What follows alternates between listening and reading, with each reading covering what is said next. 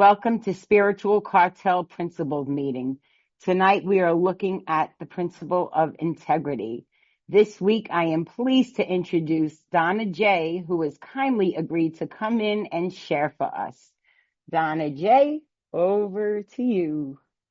Hello, everyone. My name is Donna, and I am an alcoholic. My sobriety date is August 5th, 2000, and I will always say this every time I share. I think I say it every time I share that I did not stop drinking on August 5th, 2000. I was surrendered.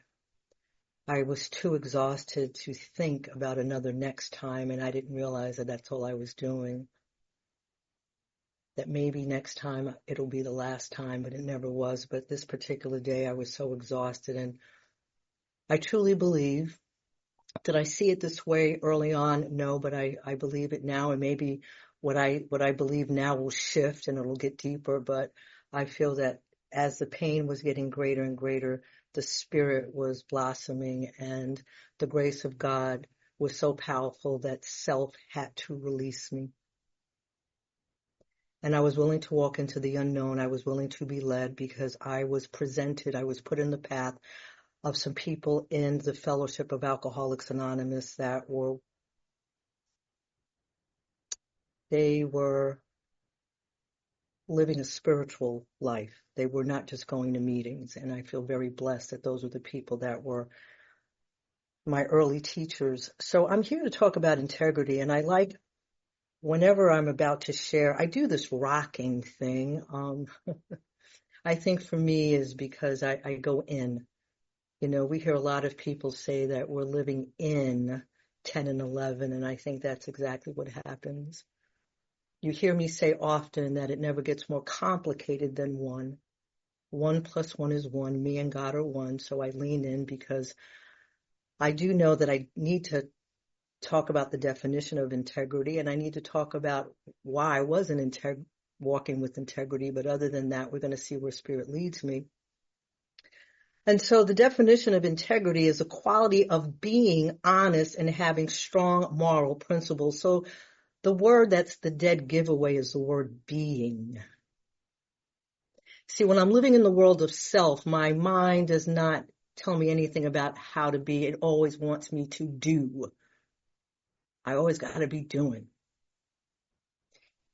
And a strong moral principles. So that means that my spirit has more power than my thinking mind. No longer is my mind my God. It still wants to have first position. That's why I watch.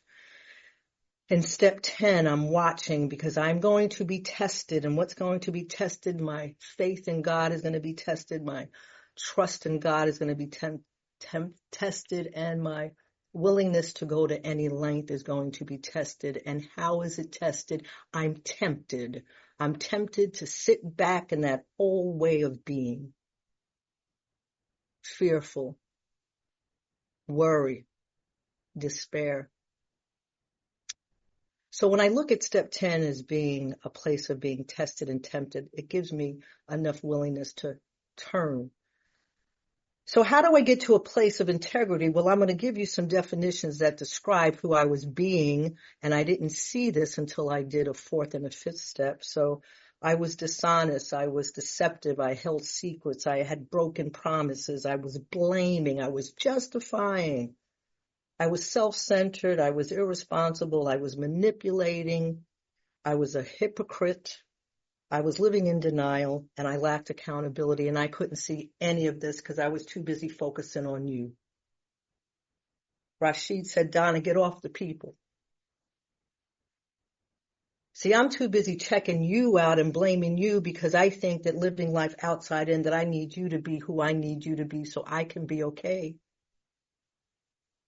And it's not working, so I'm getting more angry and I'm getting more fearful because everything I'm trying doesn't seem to get me the results that I want. And so I'm very grateful that I was living my life like I was dying, that I was pulled from the gates of death because it made me seek this life. That in the beginning, I didn't really understand what it was we were supposed to do in here, but I just saw that there were some people that had been on this path before me and they had the it. Am I willing to go to any length to get it? And I wanted what they had. I didn't really understand what they had, but they were showing up in a way that I respected. They didn't really have to say anything, but I felt something within them, and I would be around them and I wouldn't even say anything. I just wanted to I felt like I sat at their feet. I mean, it sounds kind of like morbid, but that's really how I felt. Like I was just taking it all in. And so was I willing to go to any length to find this joy? Because remember, there's this joy that happens when we're rescued, when we come into Alcoholics Anonymous, but I don't want that joy to subside, because after a while, life starts getting lifey and I still have this same way of thinking, and all of a sudden I'm right back to feeling how I was before I drank. And so I was willing to do the deal. I was willing to go to any length. I was willing to go through this big book of Alcoholics Anonymous for a spiritual experience, not just going through the book. It was never about the book. It was never about the steps. Sometimes it was a word by word exercise. I'm reading this book and all of a sudden I read a word and there's a shift that's happening within. See, I think if we bring enough desire, we can get to a place of living a life of integrity. See, because I don't believe the willingness, open-mindedness, and honesty, the three principles that's required of me to go down this spiritual path, I don't think that's coming from self. I think the willingness, open-mindedness, and honesty is coming from the spirit within, and it's my desire that enables me to be led, because willingness, my ego doesn't even want me to write inventory. Willingness, my ego doesn't even want me to go to meetings. Willingness, my ego doesn't even want me to be of service. So where am I getting this willingness from? And open-mindedness, I've done enough inventories to know that the best that I can do on a good day on self-will is be judgmental. Because my whole existence was based on watching your behavior and your personality so I can judge me. If there was something about you that I admired, then it made me feel less than. And when that got too uncomfortable, I had to be around people that I thought that I was better than so I can feel okay. My entire existence was based on outside in. So how do I have an open mind? My mind wants to know everything. My mind wants to know what's going to happen. It needs to know when. And then honesty. Oh my goodness, I couldn't be honest if my life depended on it, because I needed you to be impressed with me. So if you asked me a simple question, I was going to lie just so that you would like me, so you would be impressed with me, so that you would be there for me. So I don't even see that spirit is leading me down this path of willingness, open-mindedness, and honesty. I'm very grateful that people that have this illness knew that it was going to take a very deep first step experience for me to be convinced that on my own I'm not enough. See, because if I just sit on step one, my mind will read step one and say, yeah, whatever, you're powerless. But that doesn't have enough depth and weight. But by the time I finish 4 chapters of step one, I'm realizing, you know what? Just not drinking, just not using. I'm still going to be feeling that empty feeling inside.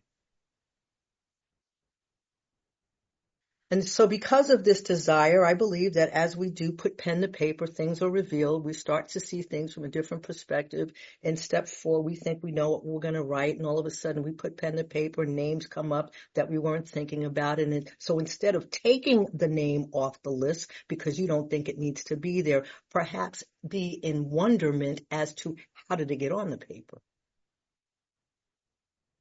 I'm 45 years old, and kindergarten comes on my first resentment inventory. Instead of taking it off, I was like, wow, why am I writing about that? And so my belief in God turned into faith in God, because I was willing to believe when I asked this power that pulled me from the gates of death.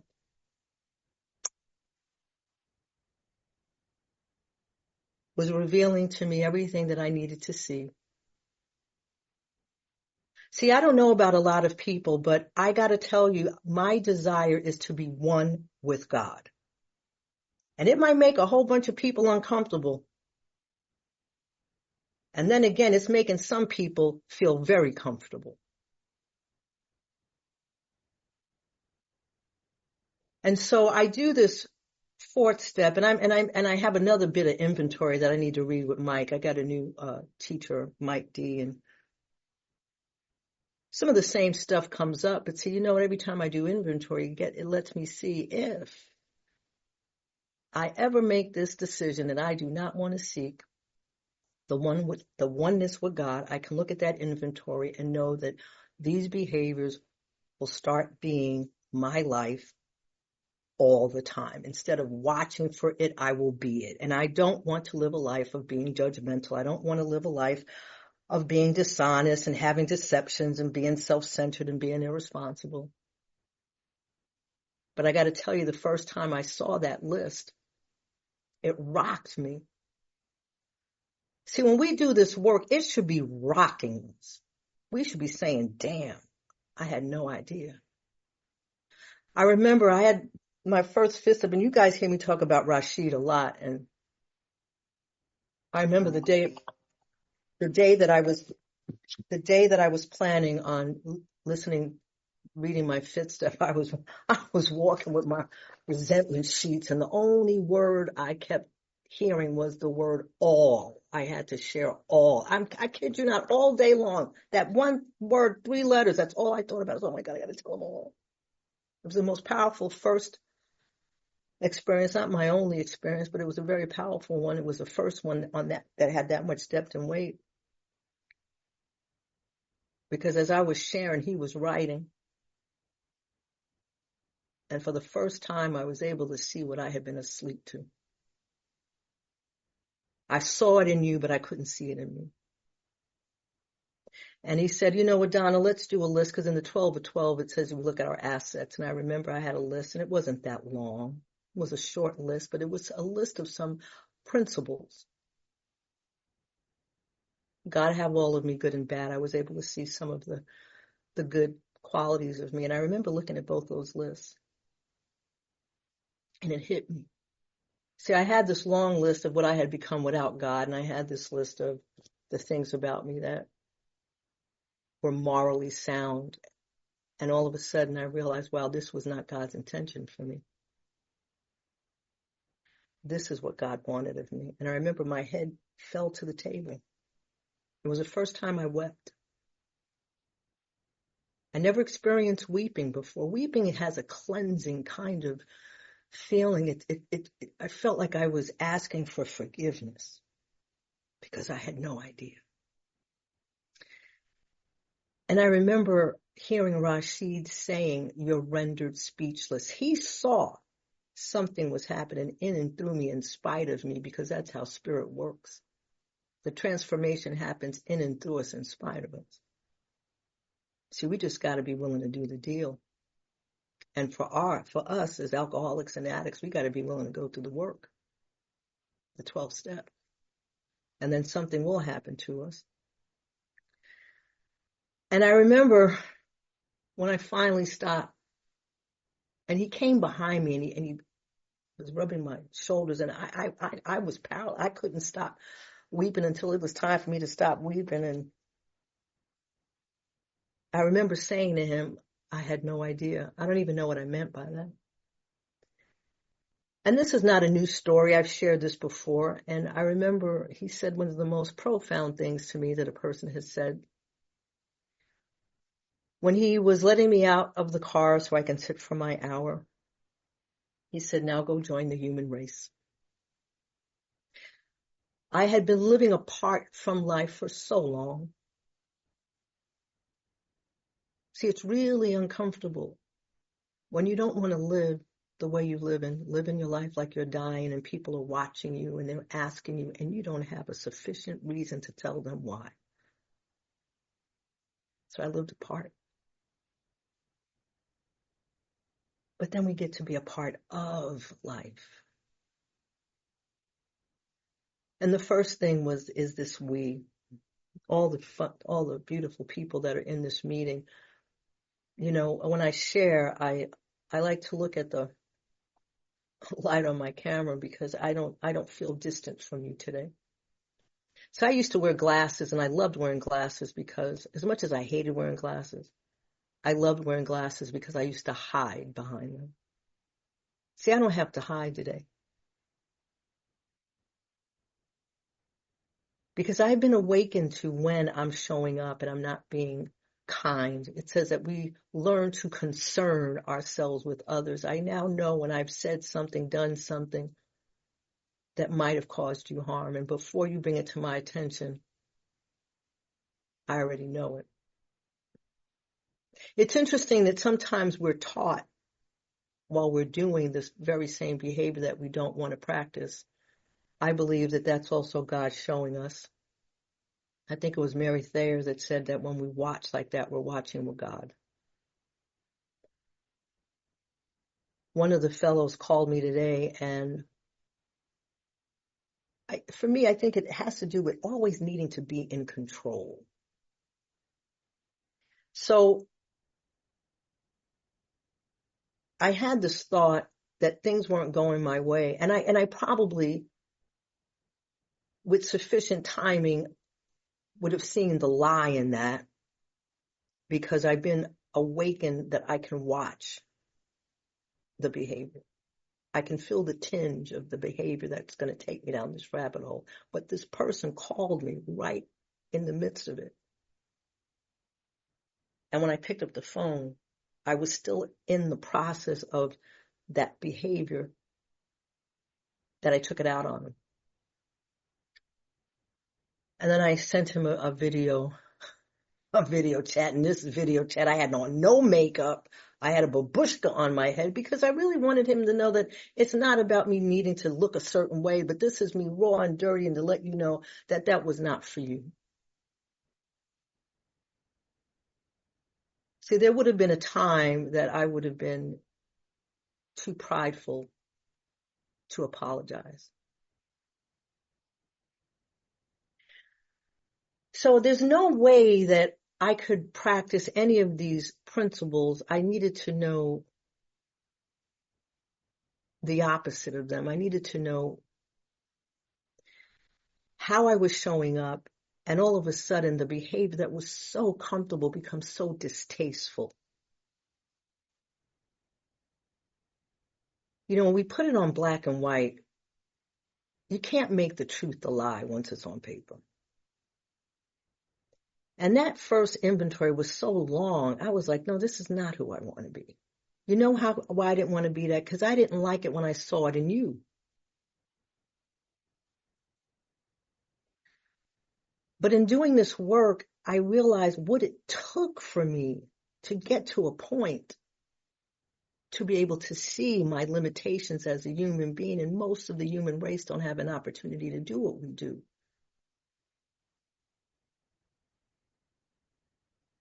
Do I find gratitude in that? That in this lifetime, I can leave this lifetime free. Some people live their entire lives asleep. And if they live their entire lives asleep, can I see that? Can I have compassion? I don't take anything we do here for granted. I don't know why some of us die addicts, die alcoholics, and then some of us are pulled from the gates of hell. Why were we pulled? Why were we saved? Because we live a life. This life is to be of purpose. We're supposed to be of service to our brothers and sisters. It's the theme. It's the theme of the work that we do. We do this so that we can be agents of God, and I can't be an agent of God if I'm going to read the behaviors again. If I'm dishonest, deceptive, I'm making broken promises, blaming and justifying.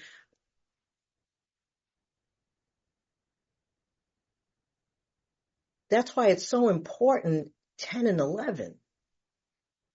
Because if I am in my head worrying about some BS, because that's usually what my mind wants me to focus on, something that doesn't even have any bearing on anything, I can't be in position when I need to be used by God. So this is a current, I always like to have a current event. So I got my hip replaced on Friday, hence this new environment, because I can't sit at my desk in a rolling chair. And the physical therapist came in, lovely young lady. I wasn't expecting to have this conversation with her. She's not one of us, but she's a seeker. And I just started talking to her about my journey, and she started crying. And she says, "Oh my God, I wasn't expecting this." We never know who or when we need to be used. I can't be in position. I can't show up being honest and having strong moral principles if I'm still showing up selfish and self-centeredly. Something's got to change. And I don't believe that on our own we become honest. I think it happens to us. I've shared this before. I have this wonderful analogy of step 6. See, because once I do steps 4 and 5, I now see what has been weighing me down, why I am not feeling joy, peace, and freedom, because I've got a heavy load of being manipulative, being angry, being irresponsible, being selfish, being self-centered, being deceitful, I got all these things. No wonder I was making heavy going of life. Maybe that's why I was restless, irritable, and discontent. Because if we're spiritual beings, I was this far away from living a spiritual life. Maybe that was the uncomfortability.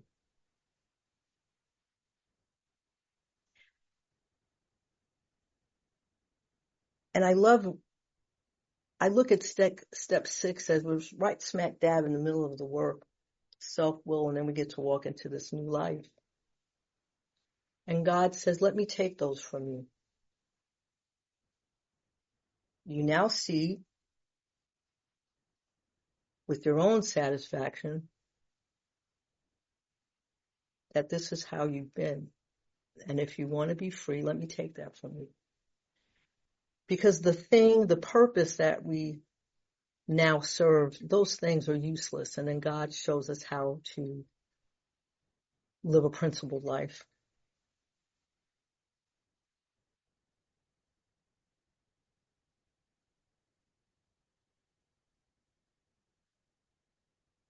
I get to see when I'm making 9th step amends the miracle of step 7, because all of a sudden we are being sincere, we're being accountable, we're being responsible. Like how did I become that all of a sudden? It just happens. And if you think about it, when we're making amends, what are we doing? We're showing the rest of the human race that it is possible to be free of guilt and shame, because most people don't have the courage to apologize. They take things to the grave because they've got too much pride to admit that they did something wrong. And we don't even see how they see us. See, for me, the last time most people saw me, I wasn't looking anybody in the eye. I was shifty. But they get to see us walk in, man. And then we have enough courage from within to say, how did what I did affect you? And is there anything I left out? Who? Like, it's an amazement. So sometimes when we are afraid of making 9th step amends, we don't even realize how powerful, how we're being used by God to the people that we're making these amends to. Maybe we're demonstrating being accountable, being responsible, being trustworthy. See, for me, I had no integrity. If I owed you money, my excuse was, if I owed you $100, I had to wait until I had the whole $100. I couldn't just come up to you with 25 because I had too much pride. I didn't want you to know that's all I had. See, I wanted to be Big Billy Bobo and have all the 100. But integrity with some humility, it's like, look, this is all I have. And make arrangements. This is what I can give you. And the more we practice these principles, the more we die to self. See, I don't believe that self was ever really separated from God. We think we are. But I believe that I needed to live a life run on self-will so that I can aspire to learn things, to discover my talents. I mean, we go to school, we have careers. Now, the reason why I was doing these things was because I wanted to make money. I wanted to excel. But after all the things that I thought I was doing it for, the reasons I was doing it for was no longer the reason, because now I'm living my life like I'm dying. But the thing I still have is all the things that I went out in my life and achieved. I still have all of the things I've learned. I have my character, the core character, but now I've got a new employer. See, I understand that new employer bit a little deeper now. God enabled me to seek the things that attracted me. I learned how to dance. I learned how to do these things. And now God says, okay, you thought you were doing them for you, but you're doing them for me now. And that's where we get writers and we get singers and we get all these people that are doing things for God. Beautiful. Beautiful. Somebody give me a heads up as to what times, because I need to know like where I am in my share.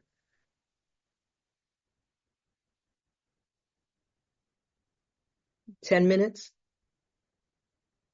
Thank you. So integrity,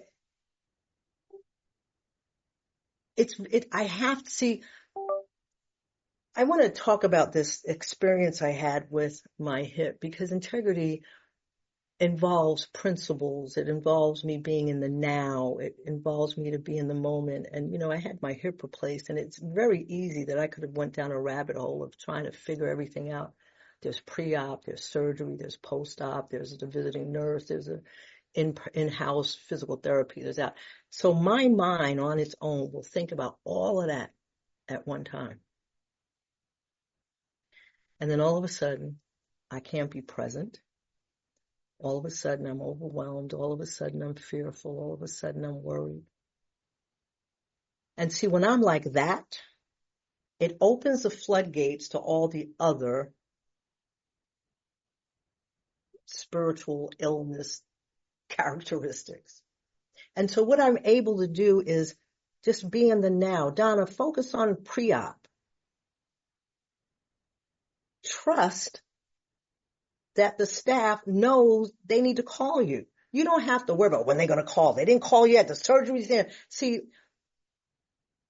then I'm untrustworthy. I'm untrusting of people. You call me. I don't want to deal with you because I'm too busy waiting for them to call.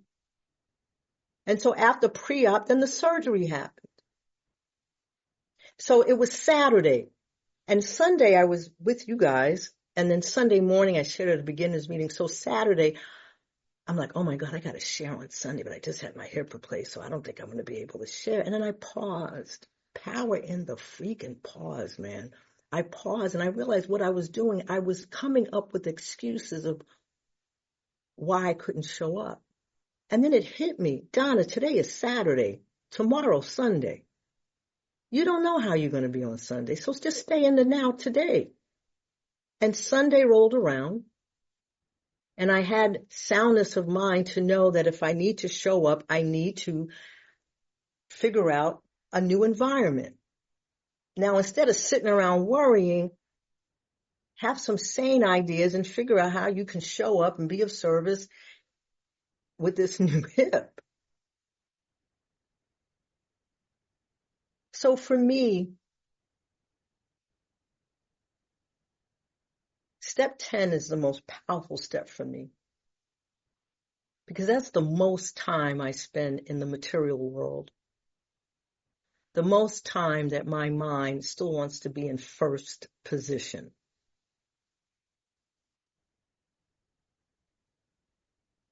And so can I get to this place with enough practice? How do you get to Carnegie Hall? Practice, practice, practice. Somebody in the UK said, what's Carnegie Hall?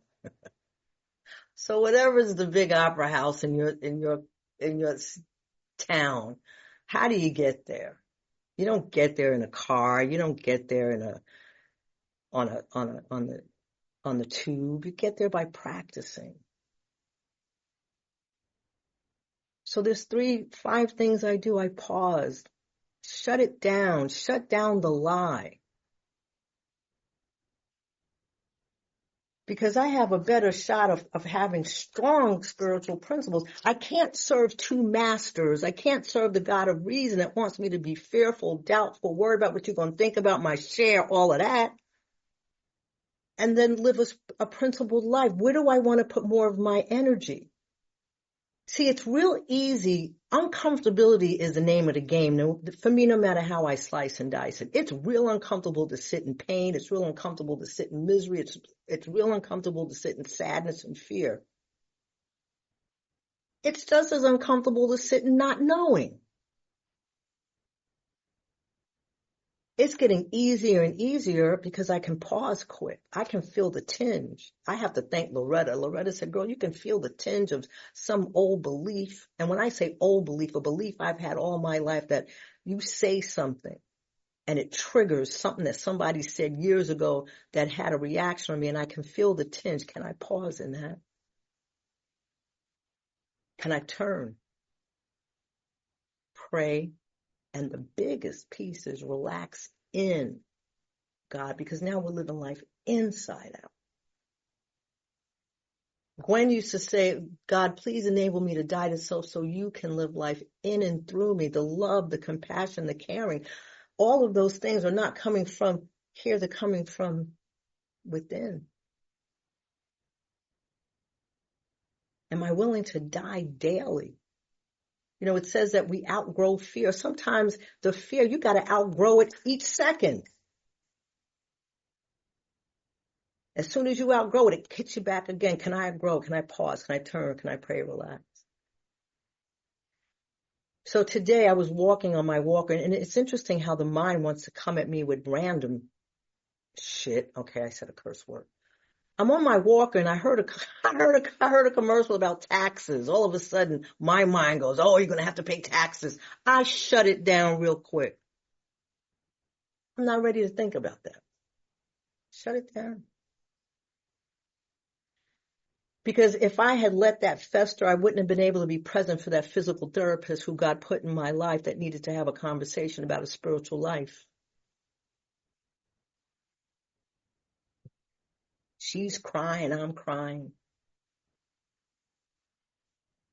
Wasn't expecting that. There was a woman in the hospital. She was managing the therapy camp because there was enough. There was a number of us getting replacement parts. I saw her, and I had a conversation. She says, oh my God, I wasn't expecting to have this conversation. I said, I bet not. But I'm not surprised, because I get to do this. A number of y'all call me. Because we're here to tell you that whatever it is that you're feeling, experience, is real. When we're living with integrity, and I'm going to end with this, we try to be honest in all areas. We keep our word. We own our mistakes. We live transparently. We act with principles, not just convenience. See, trust me, back in the day, the only reason I was going to be honest, because of what's in it for me. I remember when I was in the treatment facility. The only reason why I was willing to follow the rules and regulations, because I didn't want them to pull my pass. I wasn't being honest. I was trying to be honest. We get to be principles today, and we become accountable. So I don't know, Dave, is that my 10 minutes? I got 4 minutes before. I hate when I do this because it's in the recording. How much time I got? I don't know, these kind of shares, I don't know where I go with them. And the beautiful thing is that it's okay. See, I used to, this is powerful too, and I want to share this, that whenever I would share like this when I was done, man, my mind would beat me up. You should have said this. Well, how come you didn't do this? And I realized that if you think about it, and this is for all of us to ponder and to contemplate, think about what we do when we share. And this is all about integrity. I mean, I think every principle that I've talked about is tied into integrity. But in a 10-minute share, 15, 20, 35, 40, 45, what are we doing? We're being honest. We're being accountable. We're being open. We're connecting. We're helping. Oh my God, I can increase the list. I just can't think of any more. We're being vulnerable. We're being transparent. All of those principles do not come from self. Those are coming from the spirit within. And so when I finish sharing, see, in the share, what we do, we set self aside. Self doesn't like to be set aside. And so when I go back to the world, my mind wants to have first position again, and it wants to start casting doubt. And I sat in meditation one day, and I realized that was exactly happening. That I don't fall for the okie doke. I know that I trust and believe that I said some things for some people, maybe not for all, but it's none of my business who either the all or none. It's none of my business. And just keep it moving.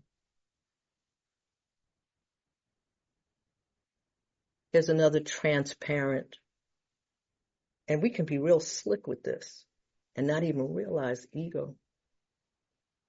So after a share, I will call you up under the guise that I was just calling you up to say hi. But really what I was doing, I was calling so you can tell me how I sounded. Damn. I remember the first time I read that, it was a death to self. And it said, do I itch for praise, for an accomplishment, or can I truly love to be unknown? And the first time I read that, it was so uncomfortable. And do you know how, and I'm going to try to describe this in a way that's not going to creep you out. I felt like a light was shining on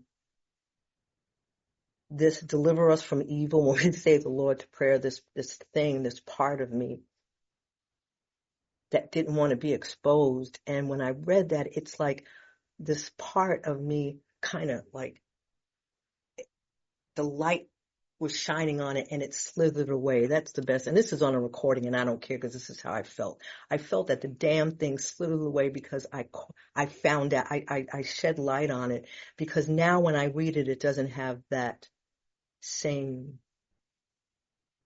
feeling. But the first time it was like, she found out about what we're doing here.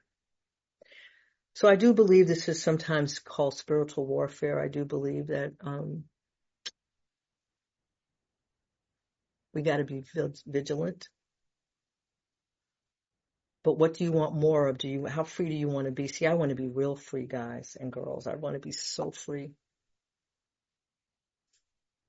So I'm going to end on that. And I want to thank y'all for having me here today. And hope I did the principle of integrity some service. Thank you.